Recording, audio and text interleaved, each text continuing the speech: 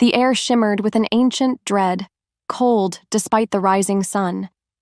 It wasn't the chill of a coming storm, but the icy whisper of fate, a predatory sound that always found Alara. Even in her deepest dreams, a golden-eyed beast haunted the edges, his presence a suffocating weight that promised a bond. Yes, but also an inescapable cage. Every morning, she would wake with a gasp, the phantom taste of ash on her tongue, because destiny, for her, felt less like a blessing and more like a sentence. Her reality was a delicate tapestry woven with polite smiles and unspoken rules. She was Lady Alara of the Silverwood Pack, daughter of Lord Valerius, the renowned diplomat. Her days were a quiet ballet of propriety, each movement rehearsed, each emotion meticulously hidden. She was the calm one, the compliant one, utterly unlike her twin sister Seraphina.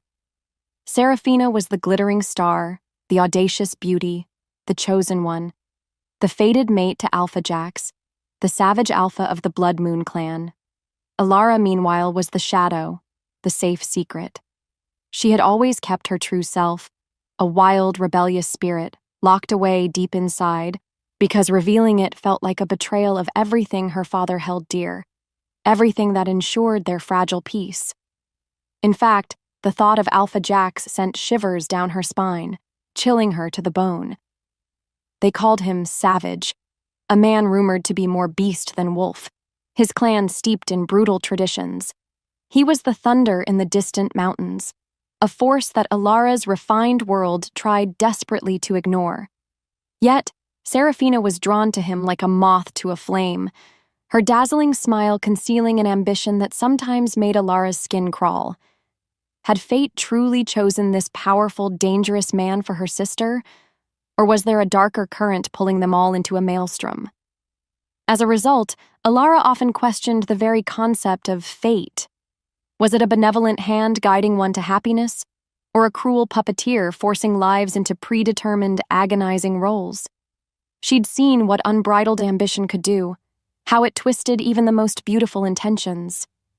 She'd quietly witnessed the calculating glint in Seraphina's eyes when she spoke of the power being Luna would bring, a gleam that had nothing to do with love. Could such a profound bond be built on such cold desire? This silent observation was an open loop in Alara's mind, a question that haunted her nights. More importantly, for Alara, the looming claiming ceremony felt less like a celebration and more like a slow descent into an abyss.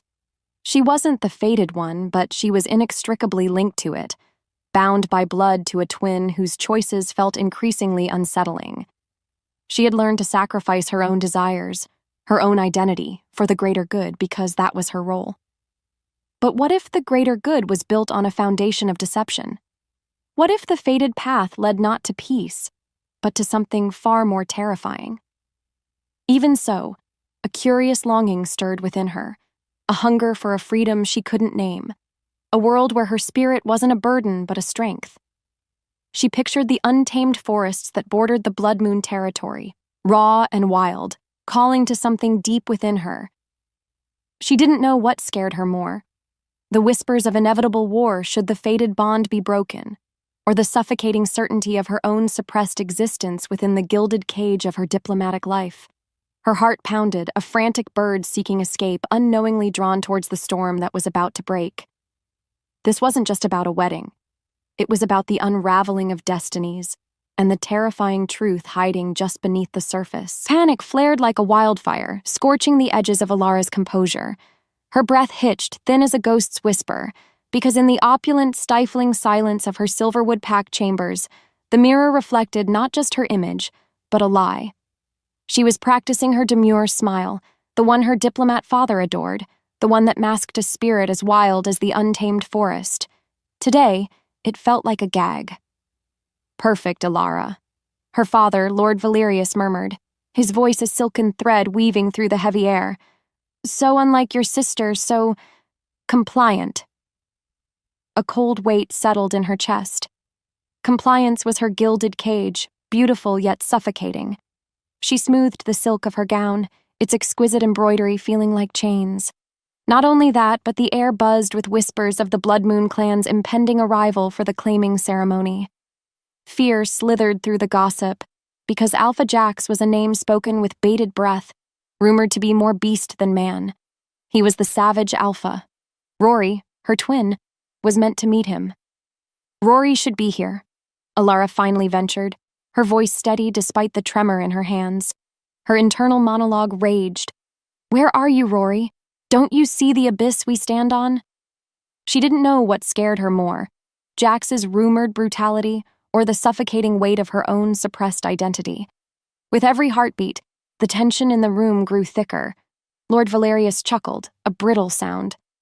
Rory has always been impetuous, but fear not, she understands her duty. He paused, his gaze sharp, assessing. This alliance is paramount. It guarantees peace for our people because the Blood Moon clan's power is unmatched. Suddenly, a piercing shriek echoed from outside, followed by frantic shouts. The elegant facade of their world shattered like thin glass. Lord Valerius's face paled, the carefully constructed calm crumbling. He didn't need to say it. Something was terribly wrong. As if summoned by her deepest anxieties, a frantic knock pounded on the door. Before she could move, the heavy oak door burst open, revealing a terrified servant, her eyes wide as saucers. "Lord Valerius, Lady Seraphina, she's gone, vanished." The words ripped through the carefully curated quiet of the enclave, leaving a gaping wound. Lord Valerius's jaw tightened, his controlled composure finally snapping. What followed was pandemonium. "Gone?" he roared, his voice losing its diplomatic polish, echoing off the high ceilings. "Impossible! The Blood Moon delegation is practically at our gates." Not only that, but frantic messengers poured into the Great Hall, their reports painting a grim picture.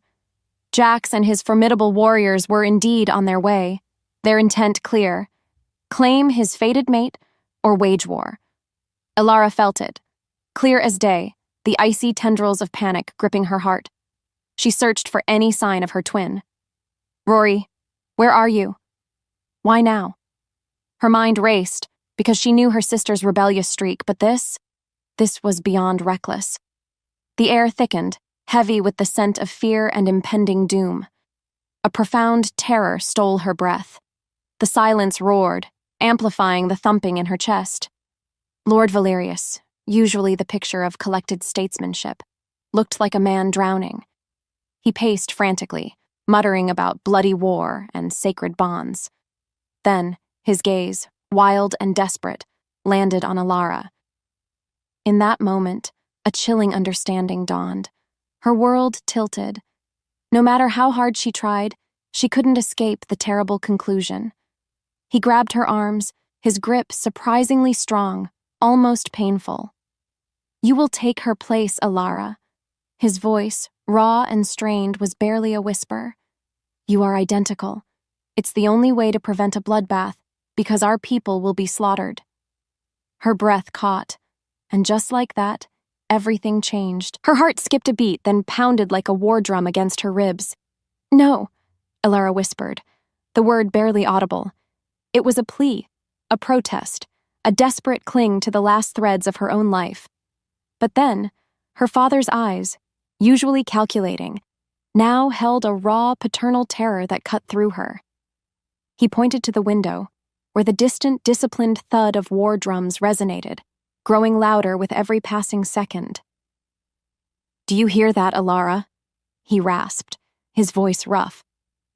"That is the sound of our annihilation. Thousands will die if you refuse. Not only that, but our clan will be extinguished." He painted a vivid picture. Innocent lives extinguished, homes reduced to ash, the very ground they stood on soaked in blood. His words were a heavy cloak of guilt, wrapping around her, suffocating her protests. "Your sister's recklessness has put us all in this impossible position, and because of that, you are our only hope." Alara's mind raced, a frantic hummingbird beating against a closed window. Could she really condemn her entire clan to save herself? Her internal struggle was a tempest. She remembered the stories of Jax, the savage alpha, a man known for his brutality and rumored to be more beast than man. Living with him was a sentence, but the alternative was mass slaughter. The space between them burned with the weight of his demand. Deep down, she knew the truth. There was no other choice. She lowered her gaze, defeat washing over her. I will do it, she choked out, the words tasting like ash. A beat later, her father sagged in relief, a silent acknowledgement of the monumental sacrifice she was making. He looked away, unable to meet her eyes, perhaps ashamed of what he was asking. Maybe it was fate, after all, to be caught in this web of duty and dread. Soon after, she found herself draped in Seraphina's ornate claiming gown, the rich velvet feeling like a shroud, its beauty a mockery of her despair. The silver threads, meant to gleam under moonlit celebrations, felt like cold shackles on her skin. As the wind shifted, carrying the faint primal scent of untamed wolf, a guttural, bone-deep howl echoed from the distant mountains. It was closer now, much closer. The Blood Moon clan had arrived. The air crackled with anticipation, thick and heavy like the humid jungle mist. Alara's heart hammered against her ribs, a frantic bird trapped in a cage. She stood, dressed in Seraphina's ornate claiming gown, on a raised stone dais. The Blood Moon clan gathered before her, a sea of stern faces and piercing golden eyes that seemed to strip away her meticulously crafted composure. She could feel their wary gazes, sharp and assessing, because they knew she wasn't the one they expected. Then a hush fell, deeper than the forest at midnight. Alpha Jax entered. He wasn't just a man, he was a force of nature, all raw power and barely leashed savagery. His towering frame filled the entrance, casting long shadows. Not only that, but his scent, a potent mix of pine, rain, and something undeniably wild, hit her first, overwhelming her senses. His eyes, like chips of glacial ice, found hers across the clearing. They were devoid of warmth, filled instead with a predator's calculating intensity. He didn't just look at her. He saw her, stripping away the illusion faster than a wolf sheds its winter coat. In that moment, Alara knew he recognized the deception. A shiver, cold and sharp, traced its way down her spine. He moved with a lethal grace, each step deliberate, resonating with untamed strength. The clan elders, their faces grim, stood silently beside him, their presence a solemn weight. Jax reached the dais, his hand, strong and calloused, snaking out to grip her arm. His touch was cold, devoid of tenderness, a possessive claim. He leaned in, his voice a low, guttural growl that vibrated through her very bones. "You are not her," he murmured, his gaze cutting. It was a statement, not a question, a brutal truth thrown between them. The claiming ritual began. It was swift, ancient, and utterly devoid of affection. His fangs, sharp and gleaming, grazed her neck before sinking in with a jolt of pain that made her gasp. It was a mark of ownership, of alliance, not of love. She didn't know what scared her more, the bite itself, or the cold, hard realization that his fury was barely contained. After that, he pulled back, his eyes still locked on hers, a silent promise of future torment. "Take her to the fortress," he commanded, his voice raw. "She is mine, for now." The words were a sentence, spoken to the chilling backdrop of the clan's silent, watchful eyes. What followed was a journey into the heart of a nightmare. Alara was escorted by two grim-faced Blood Moon warriors, their silence more menacing than any threat. The world outside the Silverwood Enclave was harsh, untamed. Jagged mountain peaks scraped the sky, their shadows falling like a shroud over ancient whispering forests. Every gust of wind carried the scent of pine and wildness, alien to her accustomed, cultivated gardens. She was being pulled deeper into a world where survival was primal, where rules were carved in bone, not written on parchment. She looked back once, at the distant flicker of lights from her father's territory, a beacon of her old life rapidly receding. A bitter pang shot through her because that life, for all its gilded restraints, now seemed like a distant dream. She was no longer Alara, diplomat's daughter. She was simply the substitute, a pawn in a brutal game. Her stomach churned, not just from the rough ride, but from the cold dread coiling within her. Jax's eyes, cold as winter ice, haunted her. She knew he despised her, and that knowledge was a constant, gnawing fear. Meanwhile, her mind raced, attempting to find a foothold in this new, terrifying reality. She tried to recall every whispered rumor, every cautionary tale about the savage alpha. His reputation wasn't just hearsay, it was a living, breathing entity. They said he broke those who defied him, that his patience was as thin as morning mist. She clutched her hands together, nails digging into her palms. Her immediate goal was clear: survive. And to survive, she had to play her part, be the docile replacement they expected, no matter how much it chafed against the fierce spirit she'd always hidden. This grim determination was a flickering flame in the encroaching darkness. The air grew colder as they ascended, the dense forest giving way to a more barren, rockier terrain. Soon after, the silhouette of the Blood Moon Fortress loomed against the darkening sky. It was a massive, imposing structure, seemingly carved directly from the mountain itself, its walls thick and unyielding. It was a lair, not a home. As a result, a fresh wave of despair washed over her. This was her prison. This was her new reality. The massive gates, crafted from ancient iron-bound timber, groaned open with a chilling sound, swallowing Alara whole. Inside, the Blood Moon Fortress was a labyrinth of torchlit corridors, rough-hewn stone, and the pervasive scent of raw earth and wolf. The air was thick with the silent scrutiny of warriors, their eyes, many glowing with an inner light, following her every move. She felt like prey in a den of predators, her senses overwhelmed. This place hummed with a primal energy, a stark contrast to the hushed, polite artifice of her father's home. She was led to chambers that, while lavish, felt utterly devoid of warmth. Rich furs covered the stone floor, heavy tapestries adorned the walls, but it felt less like an invitation and more like a carefully prepared cage. The very air in the room felt heavy, suffocating. Just like that, the finality of her situation hit her with the force of a physical blow. There was no going back. Before she could even fully absorb her surroundings, the door swung open. Jax stood there, filling the entrance, his presence dominating the space. His eyes, golden now in the torchlight, burned with an intensity that made her instinctively flinch. He walked into the room, slowly, deliberately, his movements radiating controlled power. He was not just physically imposing, his aura was a palpable force. He stopped before her, his gaze sweeping over her face, then lingered on the mark he'd given her. Alara felt it, clear as day, the heat and ghost of pain at the bite site.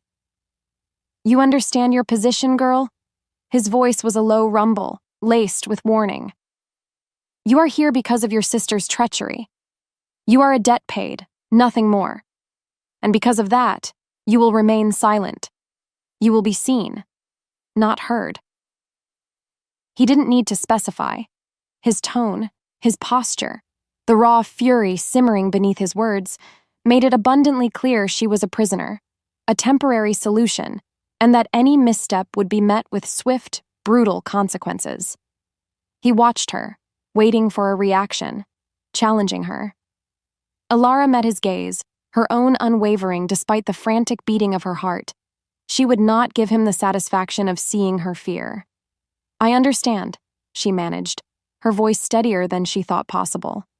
She would play her part because her clan's safety depended on it. But then, as he turned to leave, he paused. "Do not forget," he growled, looking back over his shoulder, his eyes glinting. "You are not her, and you are not mine."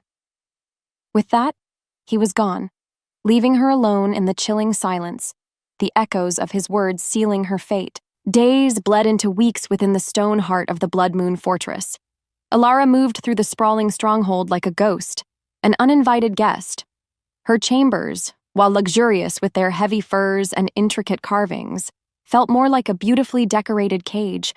Every morning, the cold mountain air that seeped through the thick walls served as a stark reminder of her new, brutal reality. She spent hours by the narrow, high window, watching the clan below, absorbing their rhythms. She observed the warriors, muscled and fierce, training in the courtyard, their growls echoing off the ancient stone. They moved with a raw power that both terrified and fascinated her. She saw the she-wolves, equally strong, managing the clan's affairs, their gazes often flicking to her with thinly veiled suspicion. What followed was a quiet, relentless study. She noticed the intricate hierarchy, the unspoken rules, the deep, almost primal loyalty they held for Jax. Still, they were wary of her, the fated mate who was not the true fated mate. Their eyes, often golden like their alphas, held a mixture of grief for their perceived betrayal and sharp curiosity. She felt the weight of their scrutiny every time she stepped outside her room. Because of that, she clung to her demure facade, her polite smiles, the very things that had stifled her for so long. She didn't know what else to do. More importantly, she watched Jax. She saw him from a distance in the training grounds, his movements fluid and deadly. She saw him in the great hall, holding court, his voice a low rumble that commanded instant obedience. He was a force of absolute authority, yes, but beneath the savagery, she began to see fleeting glimpses of something else. In his eyes, when he thought no one was looking, there was a deep-seated pain, a profound weariness. She'd caught him once staring out at the mountains, his posture slumped just slightly, a vulnerable crack in his impenetrable armor. He quickly masked it, but the image lingered in her mind. It was unsettling. It was compelling. Her own emotions were a tumultuous sea. Fear was a constant companion, a dull ache beneath her ribs. But mixed with it was an undeniable, almost morbid curiosity.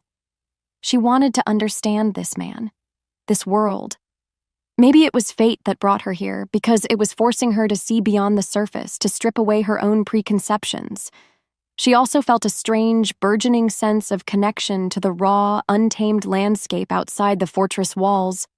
It called to something deep within her, a wildness she'd always suppressed. One cold afternoon, while observing a group of younger warriors sparring, one stumbled, nearly falling directly into a sharp blade. Her breath caught. As if pulled by a string, Alara subtly shifted her weight, a tiny, almost imperceptible movement that allowed the warrior to regain his balance, averting a nasty injury. Jax, standing nearby, his eyes sharp, caught the interaction. His gaze lingered on her for a fraction longer than usual, a flicker of something unreadable in his eyes, before he dismissed the warrior with a curt nod. The encounter was minor, but it left her feeling exposed, yet strangely exhilarated. She knew then that her careful disguise was not as impenetrable as she'd thought, and that Jax saw far more than she wanted him to. The air in the great hall was thick with the scent of roasted meat and the boisterous laughter of Blood Moon warriors. Alara sat at the long table, a solitary island in a sea of raw vitality. She picked at her food, trying to appear unobtrusive, but every sense was heightened because the sheer difference from her old life was overwhelming. Here, politeness was weakness. Strength was everything. She was learning, slowly, to navigate the subtle currents of this new, wild society. She noticed the way the warriors spoke, terse and direct, their loyalty fiercely earned. Suddenly, a large, burly warrior named Kalen, his face scarred and his eyes holding a challenging glint, leaned across the table. His voice, loud enough for those nearby to hear, was laced with thinly veiled contempt. "The Silverwood Dove seems to be struggling with our simple fare, Alpha. Perhaps she misses the perfumed pastries of her proper home, or perhaps the true Luna simply preferred to fly free." His words were a direct jab, a test, a public humiliation delivered with a sneer that twisted his scarred lip. A hush fell over the immediate area, all eyes turning to Alara, then to Jax. A cold rage, sharp and unexpected, ignited deep within Alara. For years she had suppressed her spirit, bending to her father's will, allowing Seraphina's capriciousness to define her. But now, confronted by this blatant disrespect, something snapped. Her heart pounded so loudly, she thought everyone in the hall must hear it. Instead of shrinking back, instead of offering a demure, apologetic smile, she slowly, deliberately, met Kaylin's gaze. Her spine straightened, an almost imperceptible shift that held the power of an unspoken challenge. "Indeed," Alara replied. Her voice, though soft, carried a surprising steel. She didn't know where the strength came from. "The pastries were excellent, but I find the sustenance here more real." She paused, letting her gaze sweep briefly over the scarred warrior's face, then flicked to Jax, her words a subtle nod to the harsh authenticity of his world. "And as for flying free," she continued, her voice gaining a quiet confidence, "sometimes the greatest courage is found not in flight, but in standing one's ground, because true strength lies not in avoidance, but in facing what is necessary." Her voice trembled slightly, but the words were out. Silence. The warrior's sneer faltered. Jax, who had been watching the exchange with an almost predatory intensity, leaned back in his seat, a flicker of something akin to grudging respect in his golden eyes. He gave a curt nod, a silent dismissal to Kaylin, who grumbled and turned away. Alara felt a rush of adrenaline, a dangerous thrill. She had risked a subtle act of defiance, and it had paid off. She felt a shift within her, a tiny crack in the gilded cage. This place, this savage world, was forcing her to be more than just a placeholder. It was forcing her to be. That night, a summons arrived. Jax required her presence in his private study.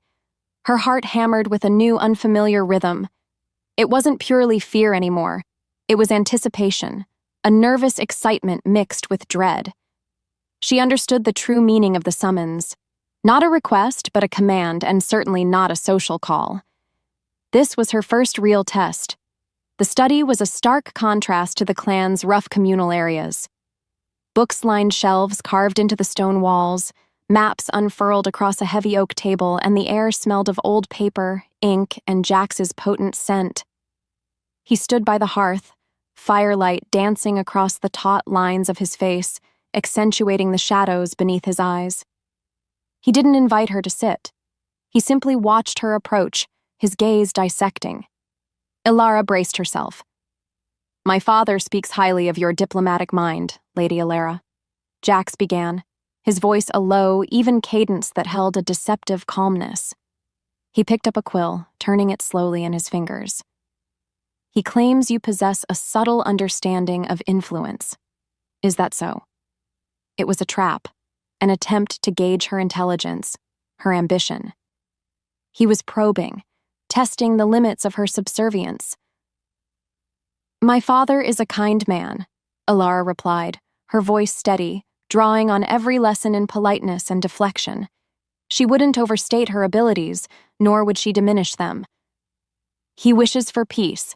I merely assist in that endeavor." She chose her words carefully, knowing the subtext was just as important as the spoken word. This wasn't just a conversation. It was a duel of wits. He watched her, a ghost of a smirk touching his lips. "And your sister? She also wished for peace?" The question was a sharp knife, delivered with chilling precision. It was meant to fluster her, to catch her off guard. But then, as the silence stretched, Alara realized his question wasn't just about Seraphina. It was about his own pain, his own bitter betrayal. His golden eyes, usually so cold, held a flicker of deep-seated hurt.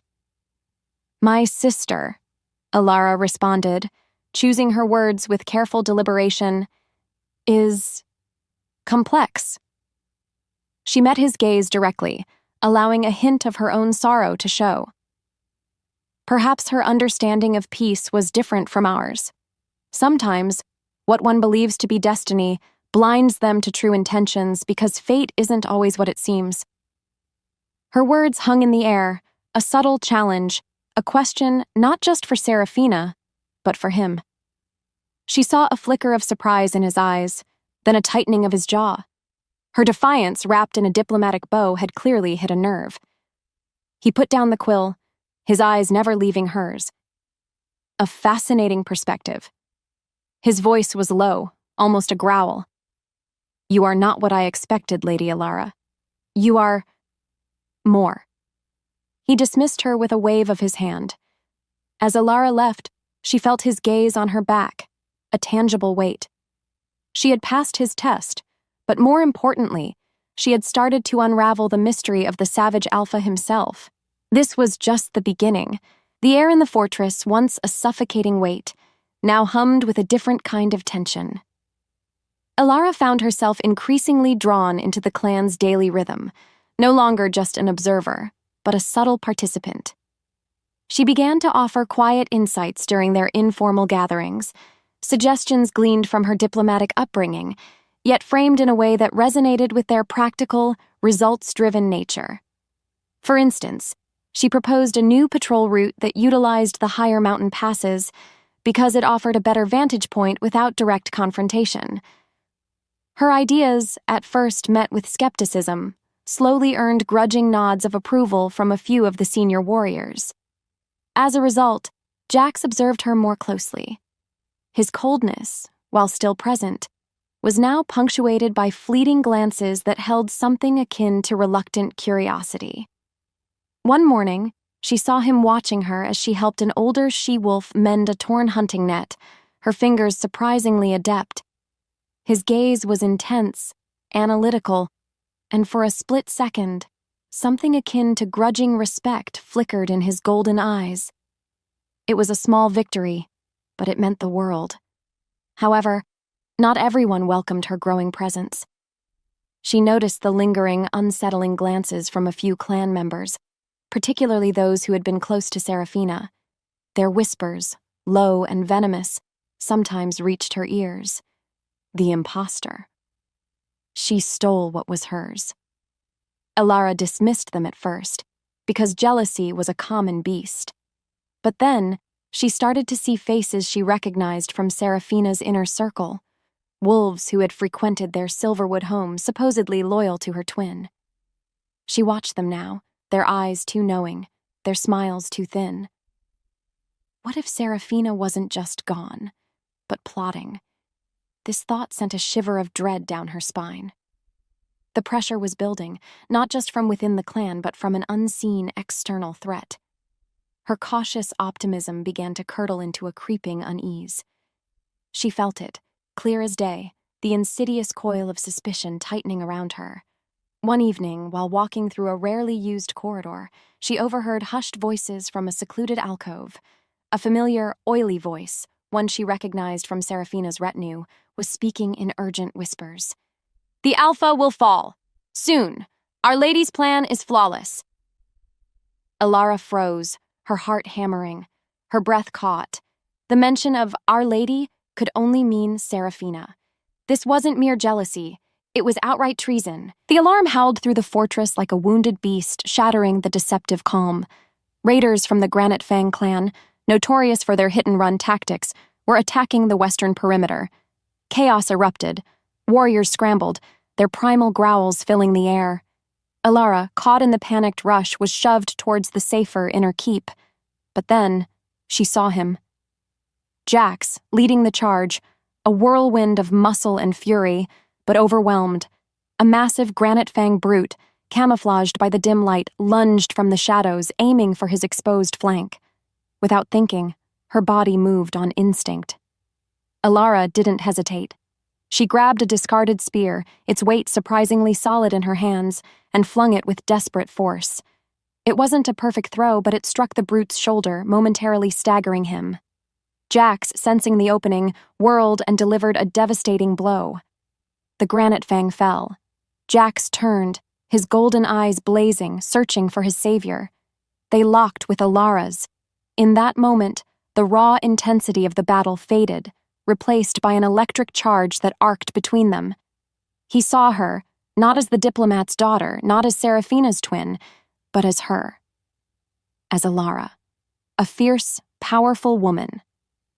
The tension broke, not with relief, but with an overwhelming, unexpected desire that hit Ilara like a physical blow. It was wild, untamed, a forbidden fire because they were not fated, yet it blazed brighter than any star. He was beside her in an instant, his large hand gripping her arm, his touch searing. "You," he rasped, his voice raw, his gaze locked on hers, predatory and hungry. Her breath hitched, the air thickened. With his scent in the air, a heady mix of sweat and wolf, Ilara felt a yearning so potent it stole her breath. She saw it in his eyes, too. A mirroring hunger, tempered by torment. His hand moved, sliding to her neck, his thumb brushing the sensitive skin over her mark. "This changes nothing," he growled, the words harsh, a desperate attempt to push away the undeniable pull. "You are not my fated mate." But his eyes, dark with unspoken need, betrayed him. He pulled back abruptly, his jaw tight, leaving her trembling, the ghost of his touch burning on her skin. He turned and plunged back into the fray, leaving Ilara reeling, a new, terrifying emotion warring with her fear. The external battle raged, but the true war had just begun within her heart. The battle subsided, leaving behind a grim aftermath of wounded warriors and a fortress smelling of blood and triumph. But for Ilara, the lingering scent was not victory, but the burning echo of Jax's touch, the taste of forbidden desire. The encounter in the courtyard had shattered the fragile barrier between them, leaving her raw and exposed. Jax, on the other hand, had retreated into himself, his earlier volatility now replaced by an even deeper, more unsettling coldness. He avoided her gaze, his presence in the great hall a suffocating weight. This cold shoulder, however, fueled a new resolve within Ilara. She couldn't ignore the cryptic whispers she'd overheard, especially not after the way Jax's fated mate had abandoned him. Her personal stakes were now higher. It wasn't just about survival, but about a complicated, perilous connection that defied all reason. Her heart ached with the knowledge that he still believed she was not his true mate, yet her soul answered to him. She had to know the truth about Serafina, because something far more sinister was at play than a mere runaway bride. Driven by this need, Ilara began to meticulously search the few belongings Serafina had left behind in the Silverwood Enclave before her supposed flight. Her father had brought them over, a pathetic box of memories. Among the silks and trinkets, tucked away in a false bottom of a jewelry box, Ilara found it, a small, intricately carved wooden bird, a symbol of the Shadowfang clan. Not only that, but wrapped around it was a faded, half-burnt parchment. It was a partial map, meticulously detailing the Blood Moon Fortress's defenses, with certain weak points circled in faded ink. Her breath hitched. A brutal realization crashed over her. This wasn't just a flight of fancy. This was a conspiracy. Serafina hadn't fled out of fear or weakness. She had been plotting.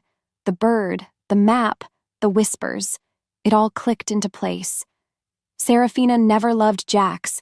She only wanted his power. Her sacrifice was actually her final, devastating act of betrayal. Ilara felt a profound and chilling sorrow for the girl she thought was her twin. What's worse, her sister wasn't merely a runaway. She was a traitor, allied with a rival alpha to assassinate Jax and seize his territory. The implications were catastrophic. This information could save the Blood Moon clan, but it could also brand Ilara as complicit, destroy the fragile trust she had painstakingly built, and obliterate any chance of a future with Jax. She looked at the wooden bird, then at her own hand, still faintly trembling from Jax's touch. She had to tell him.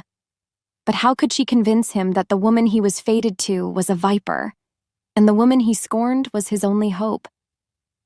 The air crackled with unspoken dangers, leading directly to the escalating storm that was about to break. The wooden bird, a cold, smooth sentinel in her palm, felt like a burning coal. Its intricate carving, a symbol of the Shadowfang clan, mocked the false innocence Serafina had always projected. Ilara's mind raced, because the cryptic whispers, the hushed meeting she'd overheard, it all coalesced around this damning piece of evidence. Serafina hadn't just abandoned Jax. She had orchestrated a betrayal so deep, it threatened to unravel the very fabric of the Blood Moon clan. Driven by a desperate need for absolute certainty, Alara used the very skills her father had meticulously honed. She moved through the fortress like a phantom, observing, listening, piecing together fragments of overheard conversations. She focused on the few clan members who still held a veiled loyalty to Seraphina, those whose eyes held a flicker of deceit. She subtly tested them, dropping carefully worded questions, watching their reactions. She learned that Seraphina had maintained secret communications, not with her father, but with a network of discontented factions, all yearning for Blood Moon territory. Not only that, but the whispers spoke of a planned coup, of Jax's downfall being imminent. The scale of the conspiracy was breathtaking, monstrous. The heartbreak over her sister's treachery was a physical ache, a raw wound.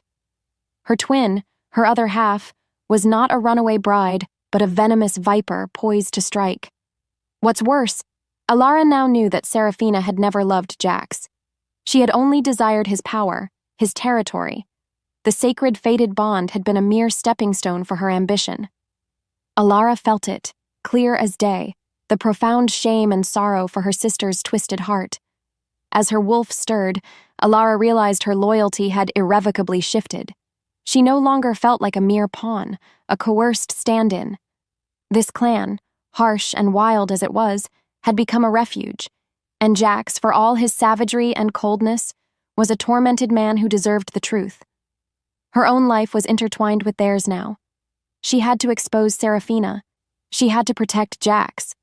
This was no longer just about preventing a war. It was about saving the people she had unwillingly come to care for, and perhaps safeguarding the only man who had ever seen a glimpse of her true self. She held the wooden bird tighter, its edges biting into her palm, a physical reminder of the deadly game she was now fully immersed in. Her resolve hardened like mountain stone, leading directly to the ultimate gamble of her newfound desires. The air in Alara's chambers was thick with unspoken tension, more suffocating than any physical restraint. Days after the skirmish, Jax's coldness had intensified, a shield against the unsettling desire that now pulsed between them. He came to her room that night, not with a summons, but a silent, almost desperate presence, his eyes burning with an internal battle. He paced, restless and tormented, the scent of pine and raw fury clinging to him. He was fighting himself, fighting them. Alara watched him, her own heart a furious drum against her ribs. The anger at his dismissal of her warnings about Seraphina warred with the undeniable, scorching pull she felt towards him. She knew he was battling the betrayal of his fated mate, and because of that he couldn't allow himself to feel this wrong connection with her. "What do you want, Alpha?" Alara finally asked, her voice a little shaky, but firm. The words hung in the air, weighted with everything left unsaid. He stopped, turning abruptly. "I want clarity," he growled, his voice rough. He closed the distance between them with 2 long strides, his large hands gripping her shoulders.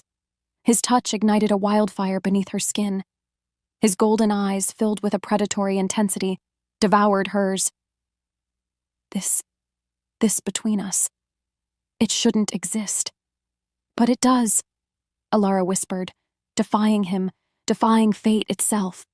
Her chest ached with the truth of it. She lifted a trembling hand, tracing the hard line of his jaw. His muscles tensed beneath her touch. The unspoken desires that had simmered for weeks, the raw, untamed passion that defied their forced union, erupted. He lowered his head, his lips finding hers in a hungry, desperate kiss that stole her breath.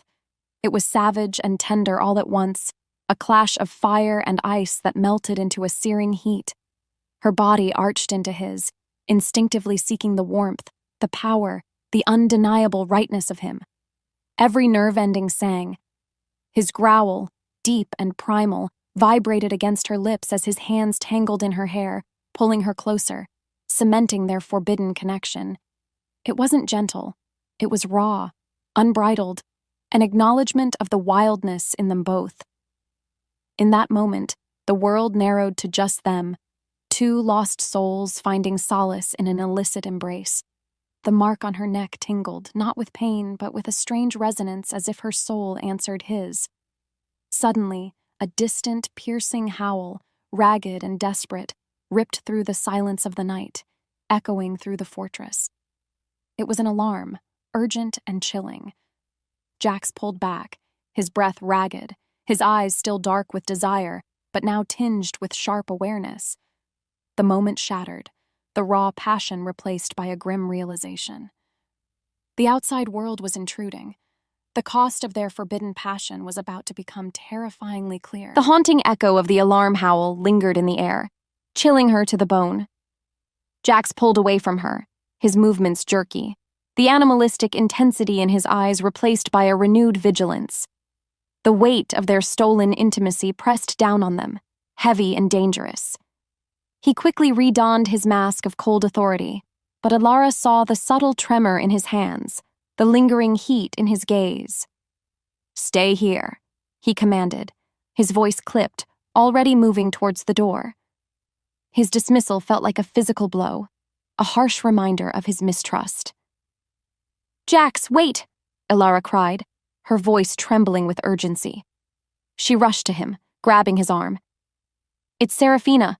I know it. She's allied with Rorik of the Shadowfang clan. They're planning an attack, a full-scale invasion." She blurted out the words, clutching the wooden bird, proof in her trembling hand. "This is not just a raid, it's a betrayal." He stopped, his back to her. When he turned, his eyes were glacial, his jaw clenched tight.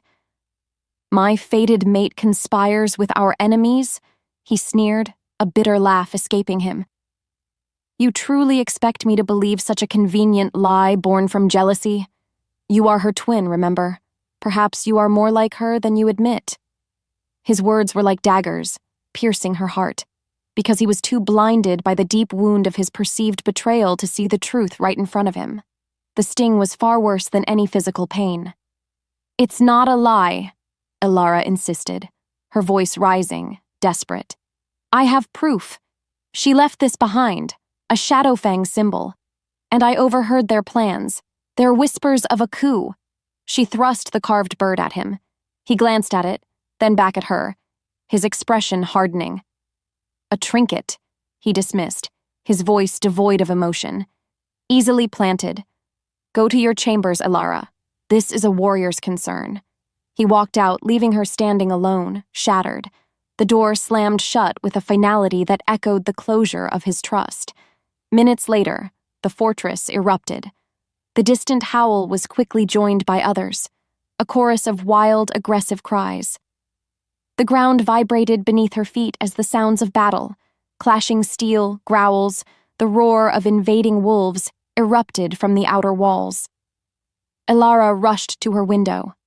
Below, the courtyard was a maelstrom of fur and fury, blood moon warriors battling desperately against the black-furred ranks of the Shadowfang clan. And there, leading the charge, was Rorik, a hulking brute, his eyes gleaming with ambition. Beside him, almost impossibly, was a figure in black, her face shadowed, but Alara recognized the defiant posture, the cruel curve of her smile. Seraphina. Her sacrifice was indeed her final act of betrayal. Alara felt it, clear as day, the crushing weight of knowing she was right, but dismissed. She was caught between a full-blown invasion and the stubborn disbelief of the man she was desperate to save. There was no turning back now. The air fractured with the shriek of tearing metal as the Blood Moon fortress gates groaned, then splintered under the assault. Alara, pressed against the cold stone of her chamber wall, felt the vibrations rumble through her bones.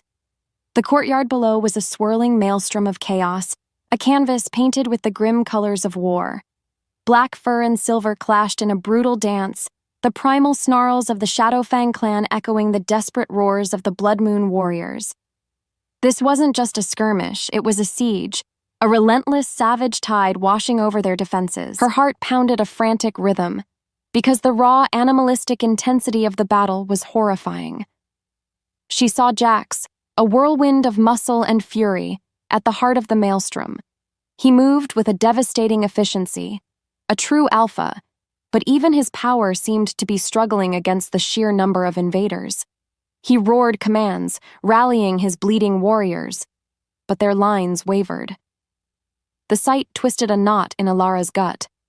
Not only that, but her fear for herself was overshadowed by a fierce, unfamiliar need to protect him, to protect them. And then she saw her. Seraphina. Standing beside Rorik, a sinister smile gracing her lips, she looked almost regal, directing the Shadowfang warriors with chilling precision. Her twin, once familiar, was now a stranger, a viper in human form. The realization was a colder blow than any weapon. This is not just her ambition, Alara thought, a wave of nauseating clarity washing over her. This is a personal vendetta. What's worse, Seraphina's eyes, as they briefly met Alara's across the carnage, held a chilling triumph, a silent, "I told you so." It was a betrayal so profound it threatened to unravel Alara's very soul. Rage, cold and pure, fueled Jax's every strike. He carved a path through the invading Shadowfang, each blow a testament to his fury. But their numbers seemed endless, like a dark tide engulfing his home. He heard the panicked shouts of his warriors, saw the fallen. His fated mate had abandoned him, and now her clan was at his throat. He saw Rorik, the hulking Shadowfang alpha, grinning like a demon, coordinating the attack with cruel efficiency. This was no ordinary raid. This was calculated. As he spun to parry a blow, he caught a glimpse of Alara. She was no longer clinging to the wall, shrinking from the chaos.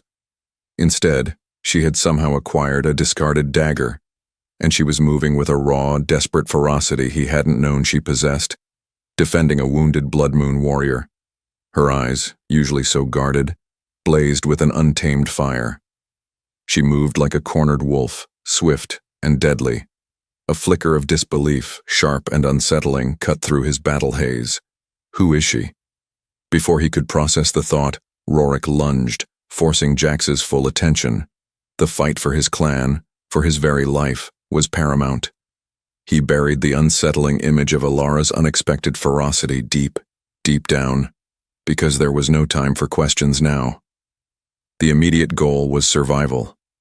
The fortress walls were breached. The inner keep was in danger. Every beat of his heart was a drum of impending defeat. A brief, desperate lull settled over the ravaged courtyard, the sounds of battle momentarily muted by the thick, smoky air. Wounded warriors moaned, and the Blood Moon clan pulled back, attempting to consolidate their dwindling forces near the main keep. Alara, her hands slick with sweat, the dagger still clutched tight, felt a raw ache in her muscles, a testament to her unexpected foray into battle. She saw Jax, his fur matted with grime and blood, his jaw set in a grim line, looking out at the advancing Shadowfang tide. He was losing. "Jax!" she cried, her voice hoarse, pushing through the desperate defenders. She had to make him understand because her life, his life, everything depended on it. "I told you, it's Seraphina. She's with Rorik. She planned this." She thrust the Shadowfang bird, retrieved from her pocket, towards him. "This is her proof. She wants your territory. She never loved you."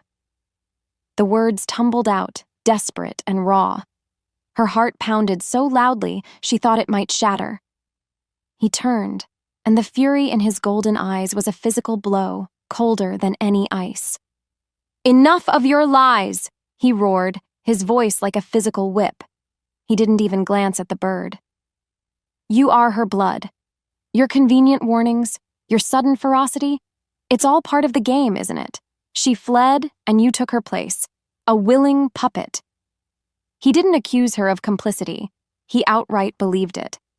His gaze stripped her bare, leaving her feeling utterly exposed, utterly betrayed. She felt it, clear as day, the crushing weight of his mistrust. It was a searing wound. He blamed her. Because of that, her deepest fear, that her true nature, even when revealed for good, would only lead to rejection, seemed to be coming true. She tried to reach for him, to plead. "No, Jax, please, you don't understand." But then, he recoiled as if her touch burned him. I understand enough, he growled, his voice thick with pain and resentment. He looked at her, truly looked, and she saw the devastating conclusion in his eyes. He thought she was just like Serafina, another betrayer. A beat later, he turned his back on her, a chilling, definitive dismissal. He left her standing there, alone amidst the groans of the wounded, the screams of battle, and the crushing weight of his condemnation. Her plea died on her lips. She was isolated, abandoned, caught between two warring forces, both of whom now saw her as the enemy. The ultimate sting of betrayal had come not from her sister, but from the man she had come to love. The cacophony of battle, once deafening, now seemed distant, a dull, relentless roar. Alara stumbled through the smoke-filled corridors, her body aching, her spirit shattered. She found herself in a hidden, desolate corner of the fortress, a forgotten alcove, where the sounds of the invasion were muffled but not silenced. She sank to the cold stone floor, the dagger slipping from her numb fingers. All hope seemed to drain out of her like blood from a wound. Her father had forced her here, Serafina had betrayed her, and Jax, the man she had risked everything for, the man who had ignited an unwelcome, undeniable fire within her, believed she was a liar, a co-conspirator. The very strength she had finally allowed to surface had been misinterpreted, used against her. It's always been this way, she thought, a bitter, icy clarity. Her true self, her fierce, rebellious spirit, had always been a liability, a secret she had to keep locked away. This was the consequence of finally letting it out.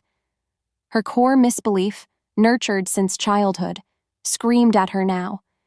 Tears, hot and stinging, tracked paths through the grime and sweat on her face. What was the point? To fight for a man who despised her? To save a clan that saw her as the twin of their betrayer? The fortress was falling.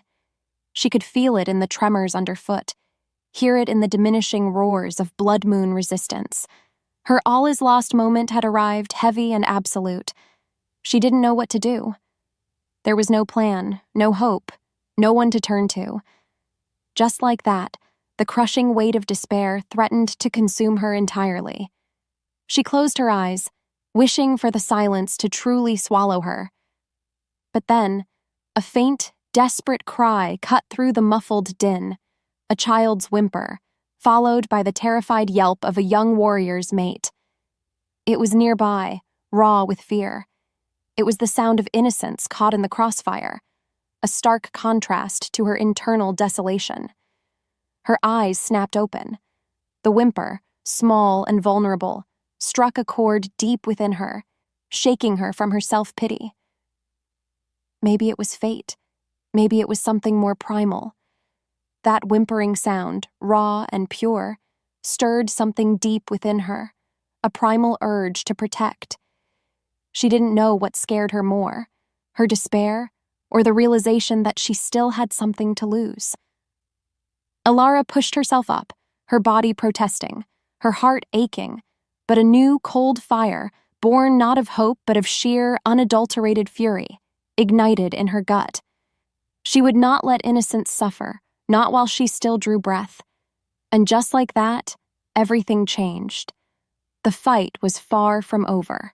The child's whimper, thin and terrified, sliced through Alara's despair like a blade. It wasn't the sound of battle that jolted her, but that raw, innocent plea for safety. For so long, she had believed her true self, her ferocity, her rebellious heart, was a burden, a dangerous secret to keep hidden. Her father had instilled it, her diplomatic upbringing reinforced it, and even her sister's duplicity had seemed to prove it. But now, in the face of absolute destruction, the illusion shattered. Her carefully constructed cage of docility crumbled into dust. She felt it, clear as day, a profound realization blooming in the pit of her stomach. This fierce spirit wasn't a weakness, it was her only weapon. It was the very essence of who she was, the strength that had allowed her to endure every indignity, every betrayal. Maybe it was fate that forced her into this impossible position. because it finally gave her something worth fighting for beyond mere survival. She saw Jax, a whirlwind of muscle and determination, battling against overwhelming odds. He was losing, and his pain, his furious struggle, ignited a protective fire within her. No matter how hard she tried to deny it, he had seen her, truly seen her, in glimpses, in her quick wit, in her subtle defiance, in that stolen moment of forbidden passion. He might have cast her aside now, accusing her, but that didn't diminish the connection that had sparked between them, a bond forged in fire, not in the stars. She wouldn't let him fall. Not like this. A growl, low and primal, rose in her throat, unfamiliar, yet utterly right. Her wolf, suppressed for so long, pressed forward, and she let it happen. She pushed herself up from the cold floor, every muscle protesting, but driven by a new, cold fury that was terrifyingly exhilarating. Her eyes, usually so guarded, now blazed with an untamed fire, reflecting the savage determination she had finally unleashed. Her breath caught, not from fear, but from the sheer, raw power surging through her veins. She felt lighter, unburdened. This wasn't hope, not yet. This was pure, unadulterated resolve. This was a choice. She looked around, her gaze sweeping over the discarded weapons of fallen warriors. Her world tilted. She found a heavy, double-bladed axe, its edge gleaming, and she gripped it. Its weight felt right, balanced in her hands. She would fight. Not for her father's peace, not for a false destiny, but for the life of the man she had come to love, and for the people he fought to protect. This was the climb back, forged in the crucible of her despair. With the axe clutched tight, Alara burst from the alcove, a shadow moving through the chaos. Her movements, once graceful and controlled, were now raw and efficient, driven by instinct. She didn't think. She simply reacted, her body moving with a surprising, brutal fluidity. The sounds of battle roared around her, but her focus narrowed, sharp as the axe blade. She was heading towards Jax, towards the heart of the resistance. As she plunged into the fray, she encountered a small group of Blood Moon warriors cornered by 3 hulking Shadowfang. These were not just any warriors. She recognized them, the ones who had shown her tentative respect after her subtle acts of defiance, the ones who had witnessed her quiet observations.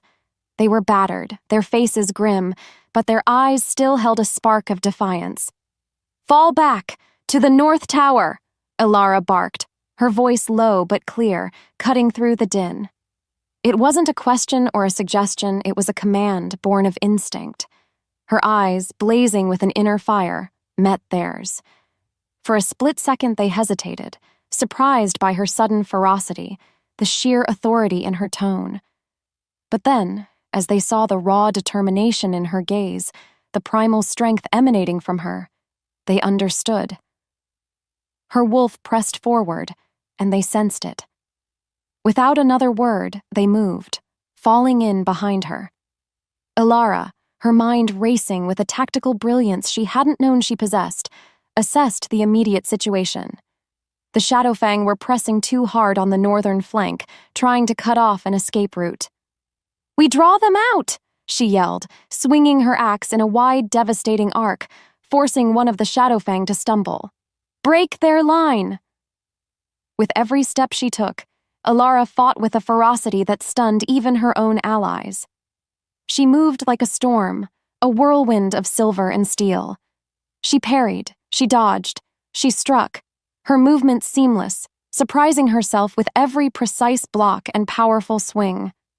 She protected her small band, a shield made of sheer will. Not only that, but her actions created a crucial diversion, pulling several Shadowfang away from the main Blood Moon defenses. This was her strength, raw and untamed, finally unleashed. It was a new kind of power. She felt the shift in the battle, a subtle ripple in the chaos.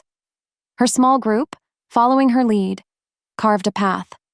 She was not merely surviving, she was fighting, leading. She felt it, clear as day, the subtle hum of shared purpose with these warriors who had accepted her. They were buying Jack's precious time. And then, through the smoke and the screams, she saw him, Jax, cornered and fighting desperately against Rorik and a circle of elite Shadowfang guards. The air thickened around them, heavy with the scent of blood, fear, and the metallic tang of clashing steel. Alara, a whirlwind of furious motion, cut a path through the remaining Shadowfang.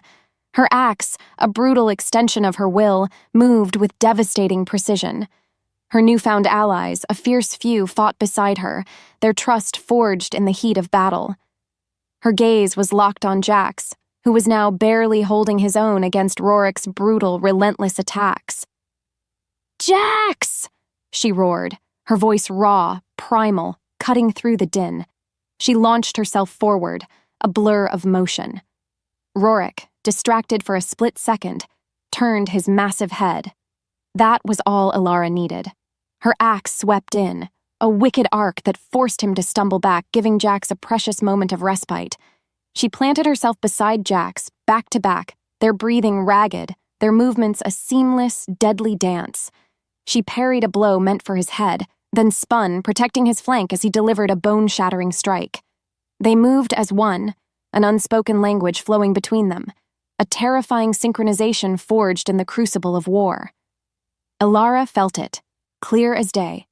The primal thrill of fighting alongside him, for him, a connection deeper than any fated bond could ever hope to be. Her soul answered. With every heartbeat, her determination solidified. She wasn't just his replacement. She was his shield, his sword, his unexpected anchor in the storm. As if fate demanded it, their eyes met across the chaos, a shared understanding burning between them. He was fading. Rorik's strength was immense, his tactics ruthless. Each blow took a piece of him. The loss of his fated mate, the perceived betrayal, the relentless siege, it was all weighing him down. He roared, parrying another brutal strike, but he knew this couldn't last. Then a flash of silver, a whirlwind of furious motion. A growl rose in his throat, not of anger, but of stunned disbelief. Alara. She was here, fighting, not with the hesitant movements of a sheltered diplomat's daughter, but with the ruthless precision of a blood moon warrior. Her axe moved with devastating speed, deflecting a fatal blow aimed at his throat. She was a revelation, fierce and beautiful in her battle fury. "Stay behind me," he roared, but then she spun, covering his exposed back, her smaller frame moving with impossible speed. He saw the fire in her eyes, the sheer determination. She wasn't fighting for duty, she was fighting for him. His senses, heightened by battle, picked up her unique scent. Not Seraphina's, but something wilder, deeper, more resonant. A beat later, he understood. His fated mate was a lie.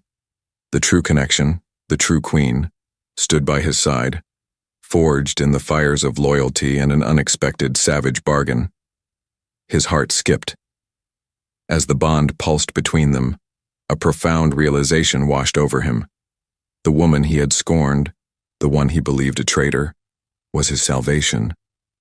He fought with renewed vigor, a primal roar tearing from his chest, now fighting not just for his clan, but for the powerful, undeniable woman at his side. The stage was set for the ultimate showdown. The air thickened, electric with the tension of the final confrontation. Alara and Jax stood side by side, battered but unbowed, facing Seraphina and Rorik. The sounds of the retreating Shadowfang clan were faint now, because their leaders were trapped, cornered. Alara felt Jax's raw power beside her, a steady anchor, but also his unspoken question, the doubt that still flickered in his eyes about Seraphina's true nature. This was her moment to lay bare the truth. "Seraphina!" Alara's voice, usually soft, now resonated with a fierce authority that surprised even herself. "Your charade ends here. You never loved him. You only coveted his power." She stepped forward, brandishing the wooden Shadowfang bird, its crude carving a damning symbol. "This is your mark. This is proof of your treachery with Rorik. You didn't flee for freedom. You plotted for conquest, because you wanted to steal what was never yours by right." Her words, raw and unyielding, ripped through the tense silence, carrying across the stunned faces of the remaining warriors, both Blood Moon and Shadowfang. Seraphina's elegant mask fractured, revealing a viper's fury. "Lies! She's a jealous imposter, Jax. She manipulated you!" she shrieked, appealing directly to him, her eyes blazing with a desperate, venomous light. "Is she?" Alara countered, her gaze locking onto Jax's, willing him to see.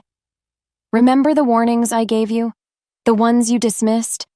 While you mourned a false mate, I was uncovering the truth, because my loyalty was never given to a lie." The pain of his earlier dismissal fueled her resolve. "Your fated mate conspired to assassinate you, Jax. She never wanted your heart, she wanted your head on a pike and your territory beneath her heel." Rorik, seeing their plan exposed, roared and lunged at Jax. Simultaneously, Seraphina, a wild, enraged glint in her eyes, lunged at Alara, a hidden dagger flashing. "You ruined everything!" she screamed. Alara didn't flinch. Her body moved on instinct, years of suppressed ferocity erupting. She blocked the dagger with her axe handle, then spun, bringing the blunt end of the axe down on Seraphina's wrist. The dagger clattered to the stone. Seraphina cried out, a sound of pain and utter defeat. Alara disarmed her, then pinned her, her axe head resting inches from her twin's throat, her gaze unwavering. His mind reeled. Ilara's words, sharp and undeniable, cut through the last vestiges of his self-deception. The wooden bird, the detailed accusation, Seraphina's desperate, venomous denial. And then, watching Alara, his demure diplomat, move with such lethal grace, disarming her twin with chilling precision, it was a revelation. His fated mate was a betrayer. The woman he had scorned, the one he had doubted, was his true protector. He saw it all then, her courage, her loyalty, her untamed spirit that mirrored his own. His heart ached with a profound, terrifying clarity. Camilla, the name of his past, died in his mind, replaced by Ilara. He roared, a primal, liberated sound, and brought Rorik down with a single furious strike, ending the fight. He turned to Alara, his eyes blazing, no longer with anger but with a dawning, powerful love. The central question of his life was answered. Fate hadn't chosen for him. His true queen had been forged in fire. The battle's clamor faded, replaced by the hushed sounds of a clan tending its wounds. Wounded warriors were carried away, their moans mingling with the quiet cries of exhausted relief. The Blood Moon clan stood victorious, but battered, their fortress scarred. Jax knelt beside Rorik's unconscious form, then looked up at Alara, who still held Seraphina pinned. The air between them, once thick with tension, now thrummed with a different kind of intensity, a profound, undeniable understanding. He stood moving towards Alara with slow, deliberate steps. The fight had taken its toll, but a new light shone in his eyes. He saw the cold fury in Alara's face, the unwavering resolve, and knew, with absolute certainty, that she was his, not by a mark of fate, but by her unwavering choice. He looked down at Seraphina, lying broken at Alara's feet, and the bitter sorrow for his perceived fated mate finally died, replaced by a cold disgust. Seraphina was exiled, stripped of all rank and ties, sent to wander the desolate wilds, a fitting punishment for a soul so barren of loyalty. Justice was swift, because the clan needed to heal. He reached Alara, his hand gently taking the axe from her grasp, his fingers brushing hers. "Ilara," he murmured, his voice rough. "You saved us all. You saved me." His thumb brushed the mark on her neck, no longer a symbol of forced alliance, but a testament to their shared battle, their undeniable bond. He turned to his exhausted clan, his voice booming with authority, yet laced with a new kind of resonance. "Witness her. She is not the fated mate of legend, but the true Luna, forged in the fires of loyalty and courage. She chose us. She fought for us. She is my queen." A roar of approval rose from the Blood Moon warriors, not just out of obedience, but genuine respect. It was an earned acclamation, a powerful acceptance. Alara felt the weight of Jax's words, the profound trust in his gaze. Her own emotions were a tumultuous storm, relief washing over her like a warm tide, exhaustion threatening to pull her under, and a bittersweet ache for the sister she had lost to darkness. But beneath it all, a burgeoning joy, sharp and undeniable, bloomed in her chest. This was acceptance. This was home. She looked at the weary but triumphant faces of the Blood Moon warriors, their eyes now holding respect instead of suspicion. She had earned her place here. Her transformation was complete.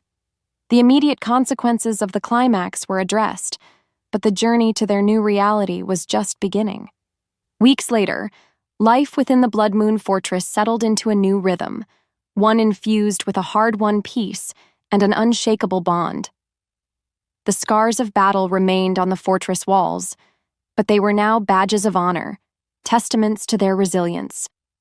Alara walked the halls, no longer a ghost or a prisoner, but as Luna, a title earned through fire and blood. She still wore elegant gowns, but now with her head held high, her fierce spirit no longer suppressed but celebrated. She collaborated with Jax, offering insights gleaned from her diplomatic past, but tempered with the pragmatism of the wild. She helped organize recovery efforts, mediated minor disputes, and offered quiet counsel, her intelligence respected, her strength admired. Her relationship with Jax was a powerful, untamed force. Their connection wasn't rooted in some mythical destiny, but in raw honesty, mutual respect, and a passion that burned hotter precisely because it was chosen. He was still the savage alpha, formidable and protective, but his eyes held a tenderness she had never thought possible. His growl, once a sound of warning, now often rumbled with affection. He relied on her, consulted her, saw her as an equal. She felt it, clear as day. The profound love that pulsed between them, a deep, abiding connection that transcended words.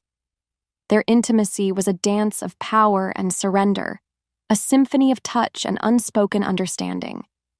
Every shared glance, every lingering touch, every quiet moment by the roaring fire in his study was a testament to a love forged in the fires of betrayal and an unexpected, savage bargain. One crisp morning, Alara stood with Jax on the highest battlement of the fortress, the wind whipping through her hair, strong and free. Below them, the Blood Moon clan moved with purpose, rebuilding, growing stronger. The vast, untamed mountains stretched before them, majestic and eternal.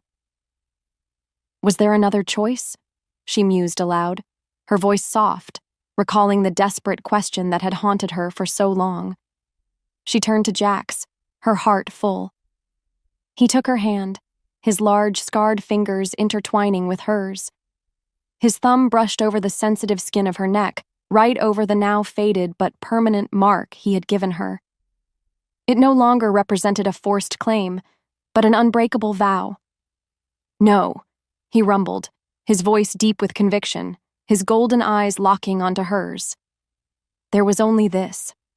Our path was forged.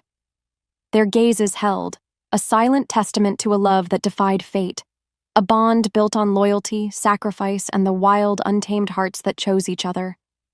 She had come as a sacrifice, a replacement, and found her truest self, her deepest love, and her destined place not in the stars, but in the heart of a savage alpha who became her everything. Her soul answered. And just like that, everything changed. Their shared future, boundless and wild, stretched before them. A testament to a love undeniably earned. Epilogue. Years blurred into a tapestry woven with strength and fierce, undeniable love. The scars on the Blood Moon Fortress walls, once symbols of invasion, now stood as proud testaments to resilience, much like the subtle lines etched around Jax's eyes. Alara walked these halls not as a replacement, but as Luna, a title she had carved out with blood, courage, and a spirit finally set free. Her gowns, no longer a disguise, draped over a body honed by the demands of a fierce clan. Her head always held high because she had nothing left to hide. She worked tirelessly alongside Jax, her diplomatic mind, once a burden, now a powerful asset. She helped broker peace with wary neighboring clans, her calm demeanor masking a sharp intellect that few dared to challenge. She helped rebuild, nurture, and grow their people, channeling her once-suppressed ferocity into fierce protection. What followed was a thriving community, robust and loyal, all thanks to the strength forged in fire. Her bond with Jax was a living, breathing entity, raw, untamed, and utterly profound. It was a love built not on ancient prophecies or predestined marks, but on shared battles, on trust earned in the face of betrayal, and on a passion that burned with the intensity of twin stars colliding. He was still the savage alpha, formidable and protective, his presence a powerful anchor. But his golden eyes, once cold as winter ice, now held a warmth, a tenderness reserved only for her. His low growl, once a warning, now often rumbled with affection, a sound that reverberated deep within her soul. He relied on her, his instincts trusting her counsel implicitly. He saw her, truly saw her, not as the twin of his betrayer, but as his true equal, his indispensable partner. Because of that, their connection was a testament to choice, to two broken souls finding wholeness in each other. She often remembered the suffocating weight of her old life, the constant suppression. How distant it seemed now. How could she have lived like that, denying the very essence of her being? This new life, this earned love, was everything she hadn't known she craved. She felt it, clear as day, the profound peace that settled over her, a deep, resonant joy that transcended all past pain. Their intimacy was a symphony of power and surrender, a constant reaffirmation of the choice they had made. Every shared glance, every lingering touch, every quiet moment by the roaring hearth in his study cemented the truth. Fate had merely presented the opportunity. They had forged the destiny. One crisp morning, Ilara stood with Jax on the highest battlement of the fortress, the wind whipping through her hair, wild and invigorating. Below them, the Blood Moon clan moved with purpose, strong and united. The vast, untamed mountains stretched before them, majestic and eternal, promising an endless future. Was there another choice? She mused aloud, her voice soft, recalling the desperate question that had haunted her when her life had fractured. She turned to Jax, her heart full, her eyes mirroring the wild freedom of the landscape. He took her hand, his large, scarred fingers intertwining with hers. His thumb brushed over the sensitive skin of her neck, tracing the now faded but indelible mark he had given her. It no longer represented a forced claim, but an unbreakable vow, a symbol of their shared crucible.